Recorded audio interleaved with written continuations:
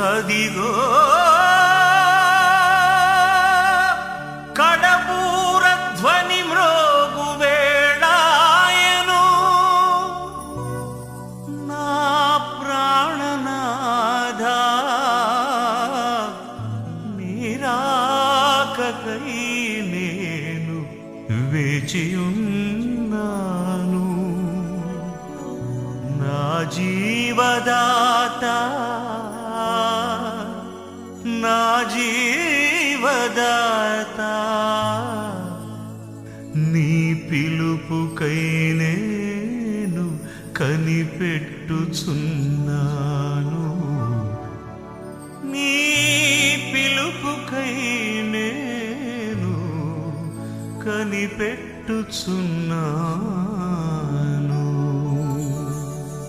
ప్రభువైన యేసుక్రీస్తు నామంలో మీ అందరికి వందనాలు. ర్యాప్చర్కి సిద్ధపడుచున్న ప్రియ సహోదరి సహోదరులారా, ర్యాప్చర్ చాలా ప్రాముఖ్యమైనది. ఎవరి పేరైతే జీవగ్రంథమందు వ్రాయబడుతుందో వాళ్ళు ఖచ్చితంగా ఎత్తపడతారు. ఎవరి పేరైతే జీవగ్రంథమందు వ్రాయబడలేదో వాళ్ళు ఖచ్చితంగా విడవబడతారు. మరి విడవబడ్డ వాళ్ళు ఏడుస్తారు, ఎత్తబడ్డ వాళ్ళు సంతోషిస్తారు. ఇప్పుడు ఎత్తబడ్డ వాళ్ళలో నేను ఉన్నానా లేదా అని క్లారిటీగా తెలుసుకోవడం ఎలా? అదే ఈరోజు అంశం. ఈనాటి అంశంలో జీవగ్రంథమందు అందరికన్నా శ్రేష్టమైన పేరు ఎవరిది? పౌలుదా, నీదా, లేక నాదా? మనందరం కూడా పౌలుతో ఉండాలన్నదే దేవుని చిత్తం. మనందరం కూడా పౌలులాగే పని చేయాలనేది దేవుని యొక్క సంకల్పం. పౌలు విరామం లేకుండా కష్టపడ్డాడు. ఖైదీగా ఉన్నప్పుడు శ్రమపడ్డాడు, వ్రాసాడు, సంఘంలో ప్రకటించాడు, వీధుల్లో ప్రకటించాడు. ఆరంభంలో పౌలు ఏ స్థితిలో ఉన్నాడో హతసాక్షి అయ్యేంత వరకు అదే స్థితిలో ఉన్నాడు. ఇప్పుడు సేవకులు మారిపోతుంటారు, మారకూడదు. సైకిల్ మీద వెళ్ళినప్పుడు సేవకుడు యొక్క పరిస్థితి ఒకలాగా ఉంటుంది. బైక్ మీద వెళ్ళినప్పుడు పర్లేదు ఒక స్థాయికి వచ్చాను అనుకుంటాడు. కారు మీద వెళ్ళినప్పుడు ఎవరిని పట్టించుకోడు. అలాగ ఉండకూడదు. నువ్వు ఏ స్థితిలో ఉన్నా, కారు మీద వెళ్ళినా, ఫ్లైట్ మీద వెళ్ళినా, ఒకప్పుడు నువ్వు సైకిల్ మీద వెళ్ళేవాడు అని మర్చిపోకు. సైకిల్ మీద వెళ్ళి సువార్త ప్రకటించావు కదా, ఇప్పుడు కూడా సైకిల్ మీద ప్రకటించు. ఈ ప్రపంచంలో 48 సంవత్సరాల క్రితం నేను ఏ రోడ్ల మీద సువార్త ప్రకటించానో బాలుడిగా, ఇప్పటికీ నేను సైకిల్ పట్టుకొని సువార్త ప్రకటిస్తాను. బైక్ లేదు బ్రదర్, నేను డబ్బు సంపాదించలేదు, ఆత్మను సంపాదించాను. దీవెన అంటే బైకులు కొనుక్కోవడం, కార్లు కొనుక్కోవడం, పొలాలు కొనుక్కోవడం, ఫ్లైట్ మీద ప్రయాణం చేయడం, అది కాదు దీవెన అంటే. దీవెన అంటే ఆత్మను సంపాదించడం. దీవెన అంటే నీ పేరు జీవగ్రంథంలో ఉందా లేదా, అది దీవెన. ఈ సమాజంలో నేను ఎవరు పట్టించుకోకపోవచ్చు, చిన్నచూపు చూడవచ్చు. నీ పేరు జీవగ్రంథంలో లాజర్లాగా ఉంటే చాలు. లాజర్ పేరు జీవగ్రంథంలో ఉంది. ఎవరు పక్కన రాశాడు? అబ్రహాం పక్కన రాశాడు కాబట్టి అబ్రహాం దగ్గరికి వెళ్ళాడు. ఇప్పుడు నీ పేరు ఎవరు పక్కన రాయబడాలి? క్రీస్తు వలె శ్రమ పడితే క్రీస్తు సీటు పక్కన నీకు సీటు ఉంటుంది. నువ్వు పౌలులాగే కష్టపడితే పౌలు పక్కకి వెళ్ళొచ్చు. నువ్వు పేతురులాగే కష్టపడితే పౌలు పక్కకి వెళ్ళొచ్చు. నేను పేతురులాగా ఉండాలనుకుంటున్నాను, పౌలులాగా అనుకుంటున్నాను అనుకునే వాళ్ళు చాలామంది ఉంటారు. అక్కుల్లో ప్రిస్కిల్లాగా ఉండాలనుకుంటున్నానండి అనేవాళ్ళు ఉంటారు. లేదండి నేను మగ్ధులు మరియలాగా ఉంటాను, మంచిదే. మీకు విషయం తెలుసా, వాళ్ళందరూ రైటర్లు. నేను బుక్స్ రాస్తాను ఎక్కువ. ఆనాడు అపోస్తులు ఏం రాశారంటే బుక్స్ రాసేవారు. అందుకని వాళ్ళు అపోస్తులు అన్నారు. అపోస్తులు అనేవాళ్ళు స్త్రీ పురుషులు అందరూ కూడా బుక్స్ రాసేవారు. కొన్ని బుక్స్ ఇంగ్లీష్లో ఉన్నాయి, స్త్రీలు కూడా రాశారు, రచయితలు ఉన్నారు, చరిత్రలు ఉన్నాయి. కాబట్టి ఈనాడు నీవు కూడా నీకు దేవుడు ఏ వాగ్దానం ఇచ్చాడో కొటేషన్ రాయడం కాదు, వాక్యము రాయాలి. నీకు ఏ వాగ్దానం ఇచ్చాడో ఆ రోజు వాగ్దానం రాసి, ఆ మాటలు రాసి, ఒక 4-5 నెలల తర్వాత ఒక బుక్ రూపంలో మలిచి అది అనేకులకు పంపిస్తే అంటే నీ సువార్త పర్మనెంట్ అన్నమాట. నువ్వు చచ్చిపోతావు కానీ నీ సువార్త చచ్చిపోకూడదు. బుక్ రూపంలో భూమి మీద రన్నింగ్లోనే ఉండాలి, నడుస్తూనే ఉండాలి. అది నిజమైన క్రైస్తవ్యం. అది అపోస్తులత్వం అంటే. అపోస్తులు అని పేరు పెట్టుకుంటారు, తగరు ఎవరు కూడా అపోస్తులను పేరు పెట్టుకోకూడదు. ఎందుకంటే అది దేవుడు ఇచ్చాడు 12 మందికి, ఇంకా మిగతా వాళ్ళకి ఇవ్వలేదు. ఇప్పుడు చాలామంది పలానా అపోస్తులండి, పలానా దైవజండి అని అంటారు. కరెక్ట్ కాదు, వాళ్ళు పెట్టుకున్నారు అది.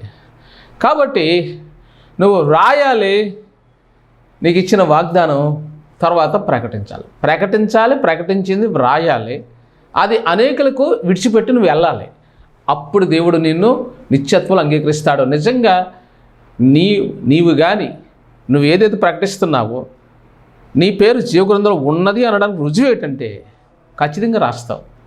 నీ పేరు జీవగ్రంథంలో ఉంది అంటే ఇక్కడ నువ్వు భూమి మీద రైటర్గానే ఉంటావు. ఒకవేళ నీ పేరు జీవగ్రంథంలో లేదంటే నువ్వు రైటరు కాదనమాట. అదేంటండి అని అంటారా? రాయాలి. ఇప్పటి నుంచైనా నీ పరిస్థితులు మార్చుకో. నువ్వు బాగా చదువుకున్నావు, అన్నీ రాస్తావు, కానీ క్రీస్తు కోసం రాయు. కొటేషన్ ఉన్నాయండి. ఒక ఆయన ఇన్ని బుక్స్ రాశాడు. కొటేషన్ రాశాడు, చచ్చిపోయాడు. అతను కొటేషన్స్ తర్వాత కాల్చి పాడేశారు. ఎందుకంటే అతను బుక్స్ రాయలేదు, కొటేషన్ రాశాడు. కొటేషన్లో ఏముంది ఎవరికి తెలుసు? కొటేషన్ రాసినప్పుడు వాక్యం రాస్తే అది ఎప్పటికీ చెరిగిపోదు, అది ప్రజల్లో పెట్టాలి. అలా బాల్యం నుంచి ఎన్నో బుక్స్ రచించాను నేను. బాల్యం నుంచి మీరు నమ్మరు, నేను 12 ఏళ్ళ వయసులో పాటలు రచించాను, నా సాక్షి రచించాను. 15-16 ఏళ్ళు వచ్చినప్పుడు మంత్లీ మ్యాగజైన్ నడిపాను. మంత్లీ మ్యాగజైన్ తర్వాత పర్మనెంట్ బుక్స్ రాశాను. అది తెలుగు, హిందీ, ఇంగ్లీష్లో రాశాను. నా టెస్టిమనీ కూడా ప్రపంచవ్యాప్తంగా వెళ్ళింది. ప్రియులారా, ఇండియా అంతా కూడా స్వార్థ చేశాను. వాషింగ్టన్, కెనడా, లండన్, యూకే అనేక రాష్ట్రాల వాళ్ళు నన్ను ఆహ్వానించారు. వాళ్ళందరికీ నా వందనాలు.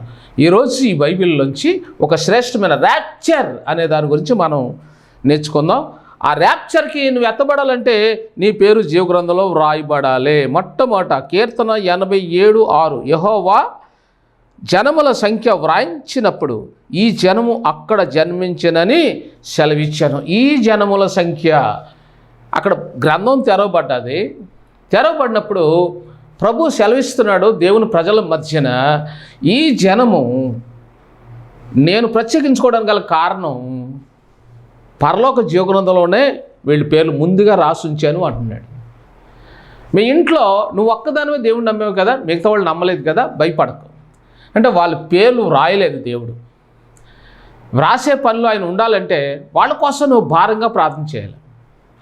నీ ఇంట్లో ఒక్కరోజు ఒక మంచి దైవజనుడు తీసుకొచ్చి ఆరాధన చేయి, నీ ఇంట్లో వాళ్ళని దేవుడు మారుస్తాడు. నీ ఇంట్లో ఆరాధన జరగాలి. నేను ఒక కుటుంబంలోకి వెళ్ళాను, ఆరాధన చేద్దాను, వాళ్ళు ఖాళీ లేదన్నారు, వచ్చేసాను. వాళ్ళ గృహం చీకట్లో ఉంది ఇప్పటికీ. ఆరాధన చేయమని దేవుడు నన్ను పంపితే, అయ్యా ఇవాళ చాలా బిజీ షెడ్యూల్ అన్నారు. ఎంత బిజీ షెడ్యూల్ అయితే వచ్చి వాళ్ళు సేవకులు అయితే కాదు కదా, బిజినెస్ పర్పస్ జరుగుతుంది ఆ ఇంట్లో. కానీ నేను ఎంతో శ్రమపడి వెళ్ళాను. ఈరోజు చాలామంది వస్తారయ్యా అన్నారు, బయటకు వచ్చేసాను. వాళ్ళందరికంటే విలువైన వాడు నా క్రీస్తు. ఆ ఇంట్లో అన్నిటికంటే విలువైంది బలిపీఠం, ఆరాధన. మోసే బలిపీఠం కట్టాడు. అప్పుడు దేవుని మేఘస్తంభం, దేవునికి ప్రత్యక్షత అతనికి లభించింది. అతను ఎక్కడ కట్టాడు బలిపీఠం? సీనాయి కొండ మీదకి వెళ్ళినప్పుడు, దేవుడితో మాట్లాడినప్పుడు 40 దినాలు ఆ బలిపీఠం యొద్ద ఉండి దేవుడు చెప్పింది రాశాడు. మర్చిపోకు, రాశాడు. దేవుడు చెప్పింది మోసే రాశాడు. మోసే చెప్పింది దేవుడు విన్నాడు. అతను రాశాడు కాబట్టి దేవుడు విన్నాడు. నువ్వు రాయవు కాబట్టి నీ మాట వినడు దేవుడు. ఎప్పుడైనా సరే దేవుడు నీ మాట వినాలి అని అంటే దేవుడు చెప్పిన మాట ముందు నువ్వు వినాలి. నువ్వు ఎప్పుడైతే వింటావో అప్పుడు నీ జీవితంలో అద్భుతాలు జరుగుతాయి. ఎప్పుడైతే బలిపీఠం కట్టాడో 12 రాళ్ళు పేర్చాడో ఏలియా దేవుని స్వరం వినడం ప్రారంభించాడు. ఏలియా ఎక్కడి నుంచి వచ్చాడు? ఎవరి కొడుకు? ఏ ప్రాంతం నుంచి వచ్చాడు? అంత గుట్టుగా ఉంటుంది బైబిల్లో. అలా ఎందుకు దేవుడు పెట్టాడు ఏలియా గురించి అని అంటే అతని వివరాలు ఏం పెట్టలేదు. నువ్వు కూడా అలాంటి వాడివే అమ్మా, నువ్వు కూడా అలాంటి దానివని అర్థం. నేను కూడా అలాంటి వాడినే. ఏలియా ఏమై ఉన్నాడు అనేది దేవునికి మాత్రమే తెలుసు, సమాజానికి తెలియదు. అంత గొప్ప దైవజనుడు ఉండగానే ఎవరైనా సరే ప్రేయర్ రిక్వెస్ట్ కోసం ఏలియా దగ్గరికి వెళ్ళారా? వెళ్ళలేదు. ఆ రోజుల్లో కుష్ఠరోగులు లేరా? వెళ్ళలేదు. సమస్యలు ఉన్నవాళ్ళు లేరా? వెళ్ళలేదు. ఎన్నో కష్టాలు, ఎన్నో నిందలు ఉన్నవాళ్ళు లేరా? ఉన్నారు, కానీ వెళ్ళలేదు. ఆహారం కావాలి, పంట పండాలి, ఆరోగ్యం కావాలి, ఆర్థిక స్తోమత కావాలి, పరిస్థితులు మెరుగుపరచబడాలి. ఎవరన్నా వెళ్ళారా ఏలే దగ్గరికి? వెళ్ళలేదు. అదొక మర్మం. ఒక మంచి దైవజనుడు ఉన్నాడు, ఏలియా ఉన్నాడు, ఎలీషా ఉన్నాడు. నాకు పిల్లలు కావాలని సునిమిరాలు వెళ్ళిందా? వెళ్ళలేదు. సునిమిరాల ఇంటికి ఎలీషా వచ్చాడు, ఆ రాత్రి ఉన్నాడు, ప్రార్థించాడు. వెళ్తే నీకు ఒక కొడుకును దేవుడు నీకు ఇస్తున్నాడు, తీసుకో అన్నాడు, అంతే. ఎప్పుడైతే ఎలీషా వచ్చి సునిమిర ఇంట్లో ఆరాధన చేసి వెళ్ళిపోయాడో ఆమె ఒక బిడ్డ తల్లి అయ్యింది. ఈరోజు సేవకుడు మా ఇంటికి వద్దు, కానీ పిల్లలు మాత్రం కావాలి. ఎలా పుడతారు? సేవకుడు నీ ఇంట్లో అడుగు పెట్టాలి. సంతానం నీకు కావాలంటే, ఆరోగ్యం కావాలంటే, నీ జీవితంలో అద్భుతాలు ఎంటర్ అవ్వాలంటే నిజమైన దైవజనుడు, పిలుపున్న దైవజనుడు, అభిషక్తుడైన దైవజనుడు నీ ఇంట్లో అడుగు పెట్టినప్పుడే కార్యాలు జరుగుతాయి. దైవజనుడు నీ ఇంట్లో అడుగు పెట్టక ముందు పుట్టచ్చు, పుట్టకపోవచ్చు. ఒకవేళ నీకు ఆలస్యం అయిపోతుందని నువ్వు అనుకుంటే దైవజనుడు పిలిచి నీ ఇంట్లో ఆరాధన చేయించుకో. నీ ఇంట్లో ఆరాధన ఎప్పుడైతే జరుగుతుందో ఒక మంచి దైవజనుడితో, అభిషక్తుడైన దైవజనుడితో, పిలుపున్న దైవజనుడితో, దర్శనమున్న దైవజనుడితో ఎప్పుడైతే నీ ఇంట్లో ఆరాధన జరుగుతుందో నీ పరిస్థితులన్నీ మార్చబడతాయి. ఇక్కడ ఏలియా 12 రాళ్ళు పెట్టి కట్టెలు క్రమంగా పేర్చి ఆరాధన చేశాడు. ఎప్పుడైతే అలా చేశాడో వెంటనే ఆ ఇంట్లో ఏం జరిగింది? అగ్ని ఆకాశం నుంచి కురిసింది. అహాబు రాజు ఆశ్చర్యపోయాడు. యెజబెలు పిచ్చెక్కిపోయింది. ఛాలెంజ్ చేశాడు, నా దేవుడు ఈరోజు నా ప్రార్థన జవాబిస్తాడని ఛాలెంజ్ చేశాడు. నీ విగ్రహాలు నీకు జవాబు ఇవ్వవు, నీ విగ్రహాలు నిద్రపోతున్నాయి, నీ విగ్రహాలు మేలుకొల్పాలేమో ఛాలెంజ్ చేశాడు. ఏలియా చెప్పిన మాట నెరవేరింది. కీర్తన గ్రంథం 91:14 అతడు నా నామం ఎరిగినవాడు కాబట్టి నేను అతను ఘనపరిచేదను అనే మాట ఏలియా జీవితంలో నెరవేరింది. అతను నాకు మొరపెట్టగా నేను అతనికి ఉత్తరం ఇచ్చేదను, అతన్ని నేను ఘనపరిచి హెచ్చించేదను, అతని శ్రమలు అతను తోడయుండి నేను అతన్ని విడిపించేదను. ఎంత గొప్ప మాట! ఏలియా అందరి ముందు విసిరిన సవాల్ దేవుడు అమలుపరిచాడు, నెరవేర్చాడు. తన దైవజనుడు ఏలియాను గనపరిచాడు, అగ్ని ద్వారా గనపరిచాడు. తర్వాత అగ్ని రథాలతో ఆకాశానికి ర్యాప్చర్ కొనుపోయాడు. దేవుని స్తోత్రం. ర్యాప్చర్ అనేది నువ్వు బలిపీఠం కడితేనే వస్తుంది నీ జీవితంలో. ఒక వ్యక్తి కట్టాడు, ఇంకొక వ్యక్తి కట్టలేదు. గెహజీ ఉన్నాడు అక్కడ, అతను ఎత్తబడ్డా? అతను కూడా ఎత్తబడాలి రియాలిటీగా, కానీ బలిపీఠం కట్టలేదు కాబట్టి విడవబడ్డాడు. ఎలీషా కట్టలేదు కానీ కొంత వ్యవధి ఇవ్వబడింది. ఎలీషా కూడా గొప్పవాడే, కానీ ఎలీషా కూడా ఏలియాతో ఎత్తబడడానికి దేవునికి అనుమతి లేదు. కాబట్టి ప్రియులారా, నీ ఇంట్లో ప్రతిరోజు 8-9 ఆ ప్రాంతానికి ఆరాధన చేయి, 1 గంట ఆరాధన చేయి, పాటలు పాడండి. అది ప్రారంభం అవ్వాలంటే ఒక దైవజనుడిని మీరు పిలిపించుకోండి. మీకు అందుబాటులో ఉన్న ఒక దైవజనుడిని పిలిపించి ఎప్పుడైతే ఆరాధన చేస్తారో అప్పుడు మీ పరిస్థితులన్నీ మార్చబడతాయి. మార్పు, నీ బిడ్డల్లో మార్పు, నీ భర్తలో మార్పు, ఆరోగ్యం, నీ జీవితంలో ఆరోగ్యం, ఆర్థికంగా స్తోమత, మనశ్శాంతి, అభిషేకం అన్నీ వస్తాయి. నేను చెప్తాను కదా, ఒక కుటుంబంలో ఒకే ఒక సహోదరు ఉంది, ఆమె పేరు జీవమని. ఆమె బాప్తిస్మం అడిగింది, ఎవరు ఇవ్వలేదు. ఢిల్లీలో, బ్రదర్ మీరు నా కోసం ఢిల్లీ రాగలరా అన్నదే. నేను వెళ్ళాను, నా భార్య నేను వెళ్తే ఆ ఇంట్లో ఆమె ఒక్కరితే ఉన్నారు. ఎంత దూరం అండి ఢిల్లీ అంటే మాటలే. నేను వెళ్ళి రావడానికి నాకు ఇంచుమించుగా ఒక 15,000 అయింది నాకు. కానీ కష్టపడి వెళ్ళాను, బాప్తిస్మం ఇచ్చి సువార్త ప్రకటించి వచ్చాను. ఒక వ్యక్తి గురించి ఢిల్లీ వెళ్ళాను. ఒకసారి మీరు ఆలోచించాలి. నేను ఏం ఆశించాను? ఆమె ఫోన్ నెంబర్ ఇస్తాను, మీరు వెళ్ళి మాట్లాడుకోండి డైరెక్ట్గా. నేను ఏం ఆశించలేదు. ఆమె దేనస్థితి చూడగానే నాకు బాధ కలిగింది. తన పిల్లలు తల్లిని వదిలేశారు. అక్కడున్న దైవజనులు ఆమెను మర్చిపోయారు. ఆమెకు రక్షణ బాప్తిస్మం ఇవ్వడానికి ఎవరు ముందుకు రాలేదు, ఎవరు సాక్షించలేదు. నేను వెళ్ళాను, నేను వస్తాను అన్నాను.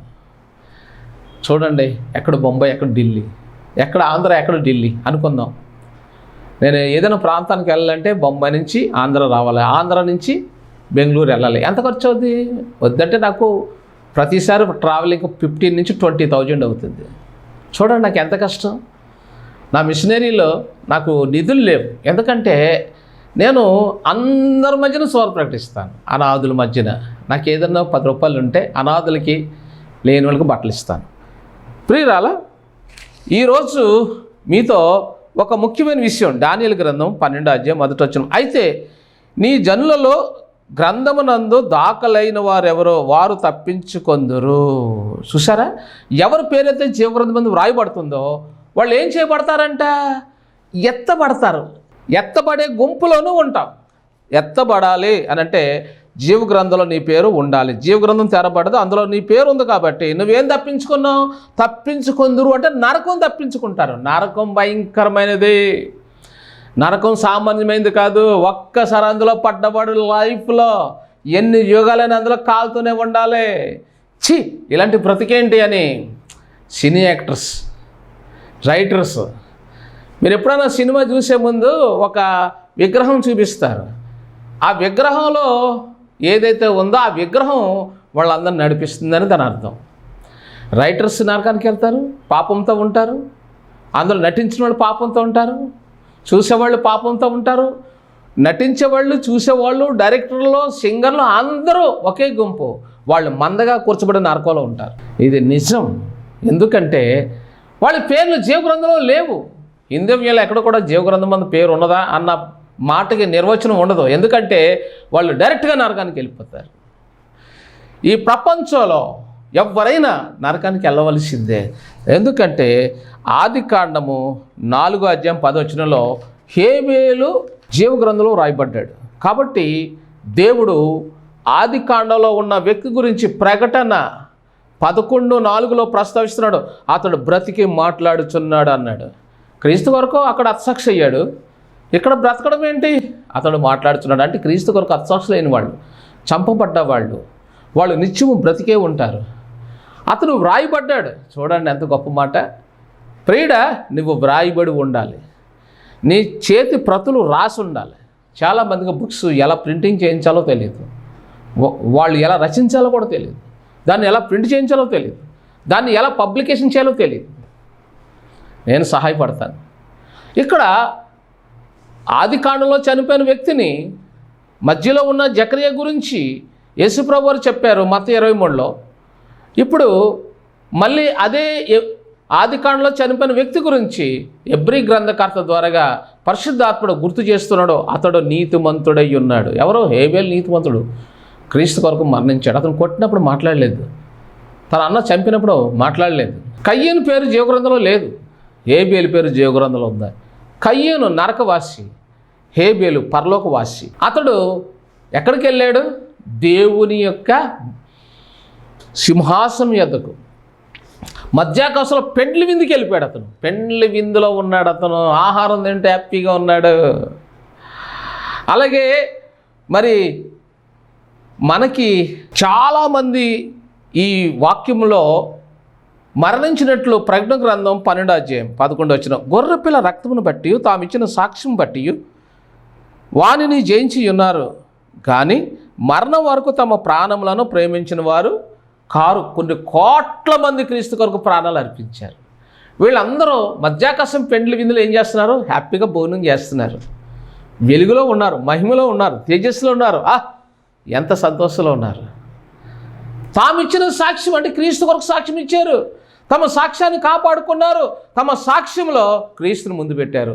సిలువ వేయబడిన క్రీస్తుని ముందు పెట్టి అంటున్నారు, అయ్యా క్రీస్తు సిలువే మమ్మల్ని రక్షించింది అయ్యా, మమ్మల్ని విమోచించింది అయ్యా, మాకు నిత్యజీవం ఇచ్చింది అయ్యా, యేసుక్రీస్తు రక్తమే నన్ను విమోచించింది, పాపంలో నన్ను త్రాగుబోతుకున్న నన్ను, చీకట్లో ఉన్న నన్ను, అంధకారంలో ఉన్న నన్ను విడుదలనిచ్చి మోక్షంలో చేర్చింది, పరలోకాన్ని చేర్చింది, నాకు నీతి, శాంతి, సమాధానం ఇచ్చింది.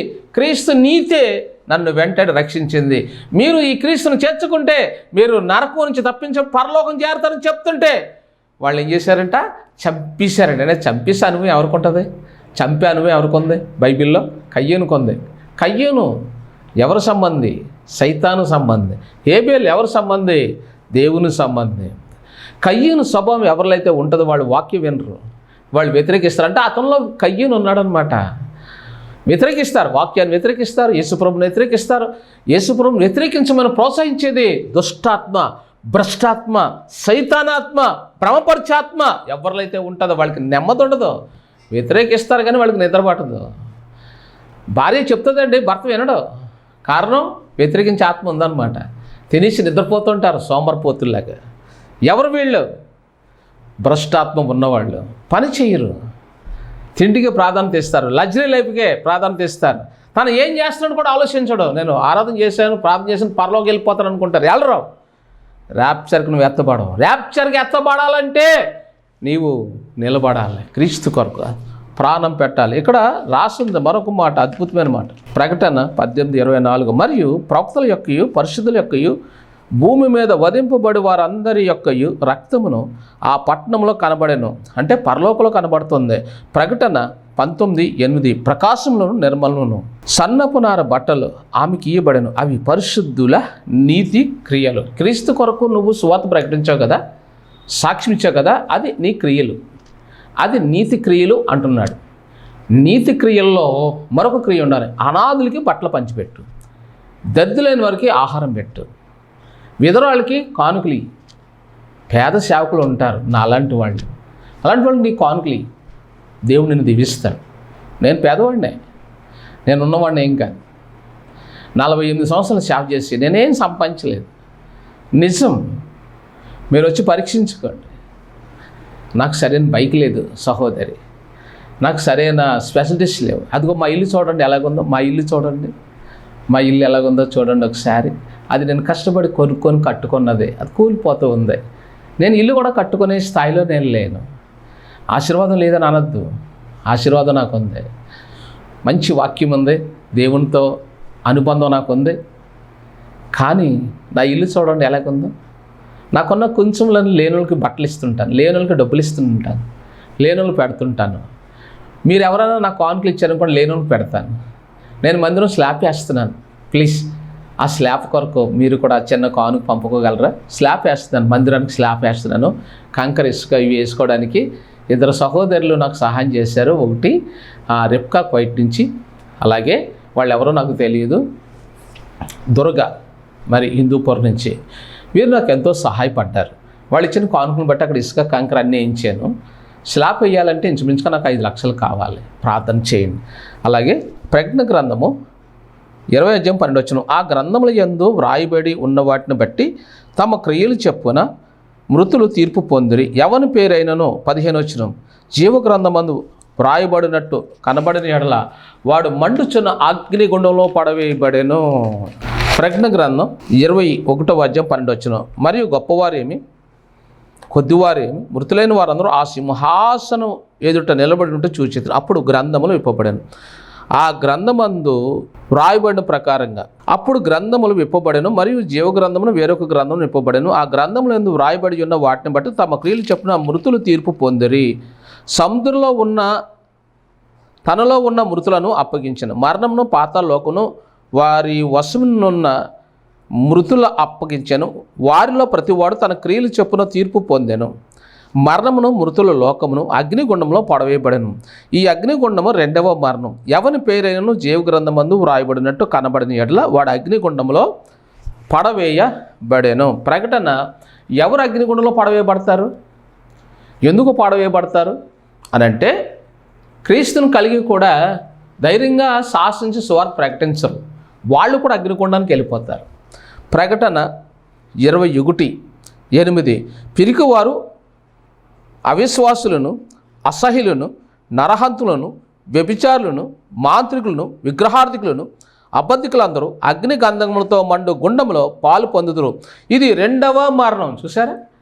పిరికివారంటే ఇప్పుడు అన్యజనులు ఉంటారండి, ఏమో మమ్మల్ని సమాజంలో వెలివేస్తారేమని దేవుడు నమ్మరు.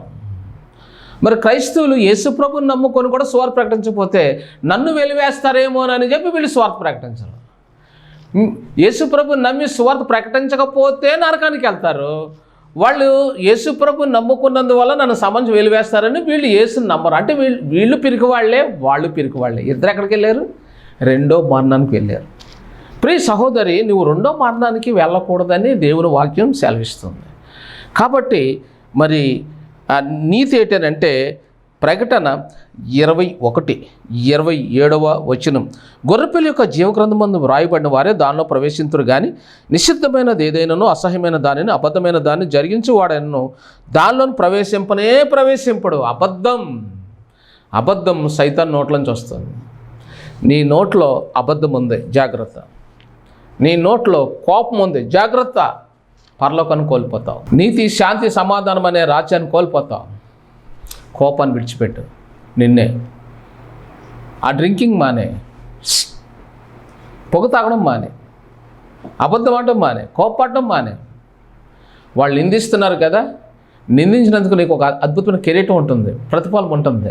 నువ్వు ఆ కిరీటం తీసుకున్నప్పుడు నువ్వు ఏమనుకుంటావు తెలుసు? అబ్బా, నాకు ఈ కిరీటం ఇచ్చారంట, నిందించిన వాళ్ళని బట్టి నాకు కిరీటం వచ్చింది కదా, ఇంకా నిందిస్తే ఇంకా కిరీటం వచ్చినట్టు నువ్వు అనుకుంటావు. కిరీటాలు ఉత్తినే రావు. నిన్ను ద్వేషించిన వాళ్ళని బట్టే నీకు కిరీటం వస్తుంది. నిన్ను నమ్మని వాళ్ళని బట్టే నీకు కిరీటం వస్తుంది. నీ చుట్టూ నిన్ను నమ్మలేని వాళ్ళు ఉన్నారా? నువ్వు ధన్యురాలు. నిన్ను ప్రేమించకుండా ద్వేషించే వాళ్ళు ఉన్నారా? నువ్వు ధన్యురాలు. నిన్ను నిందిస్తూ కామెంట్ చేస్తూ హేళన చేస్తూ ఉన్నారా అనేకులు నీ మీద? అయితే నువ్వు చాలా ధన్యురాలవే. నిన్ను నిందించే వాళ్ళు ఉండడమే నీకు మేలు. నిన్ను అవమానపరిచే వాళ్ళు ఉండడం వల్ల నీకు మేలు. నిన్ను ద్వేషించే వాళ్ళు ఉండడం వల్ల నీకు మేలు. మేలు పొంది కీడు చేసే వాళ్ళు ఉండడం వల్ల నీకు మేలు. నువ్వు అనారోగ్యంతో బాధపడుతున్నావా? బాధపడకు. నీకెన్నో సమస్యలు ఉన్నాయి. నాకు పరిష్కారం ఉందా అని అంటే ఈ బ్రదర్ని జ్ఞాపకం చేసుకో. ఇట్టే నీకు పరిష్కారం జరుగుతుంది. ప్రపంచవ్యాప్తంగా కొన్ని వేల ఫోన్ నెంబర్లు నా దగ్గర ఉన్నాయి. అందులో కొన్ని నెంబర్లు నీకు ఇస్తాను. అడిగితే వాళ్ళు సంప్రదిస్తే వాళ్ళు చెబుతారు, ఎస్ఎస్ బాబు దగ్గర నాకు పరిష్కారం జరిగిందని చెప్తారు. ఇండియా నుంచి అమెరికా వరకు కొన్ని వేల మంది సమస్యలను పరిష్కరించడానికి పరిశుద్ధాత్మ దేవుడు నాకు సహాయం చేశాడు.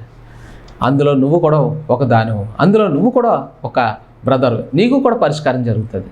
అలాంటి కృప దేవుడు నీకు ఇచ్చి నిన్ను వాడుకోవడానికి పిలుస్తున్నాడు. రా, ఈరోజు నిన్ను మోసేలాగా, ఏలియేలాగా ర్యాప్చర్కి సిద్ధపరిచి ఎత్తబడే గుంపులో కిరీటం పెట్టి నిన్ను నడిపించాలని ప్రభు ఆశపడుతున్నాడు. అలాంటి కృప దేవుడు నీకు అనుగ్రహించను గాక. ప్రార్థన. పరిశుద్ధుడు, ఈ వాక్యం నీ బిడ్డలను అభిషేకించండి, బలపరచండి. ఈ సహోదరి కన్నీరు తోడవండి, ఒక బిడ్డను ఇవ్వండి, ఆర్థిక పరిస్థితులు మెరుగుపరచండి, అనారోగ్యం విడిపించండి, బలమైన అభిషేకంతో నింపండి, నీ సేవలో వాడుకోండి. తన భర్తను మార్చండి, తన కుటుంబంలో తన చిన్నారి బిడ్డలను అభిషేకించండి, బలమైన పాత్రగా వాడుకోండి. వచ్చే నీ రెండో రాకడ కొరకు ర్యాప్చర్కి సిద్ధపరిచి మీ జీవగ్రంథం తెరిచి వీరి పేర్లు రాసి నీ మహిమలో బిడ్డలను భద్రపరచమని యేసు పరిశుద్ధ నామములో ప్రార్థిస్తున్నాం తండ్రి. ఆమేన్. వందనాలు. నాలోని ఆశా జ్యోతి నీవే, నా ప్రభువా నీ దరికి నడిపించునావా, నా జీవనావా. నాలోని ఆశా జ్యోతి నీవే, నా ప్రభువా నీ దరికి నడిపించునావా, నా జీవనా.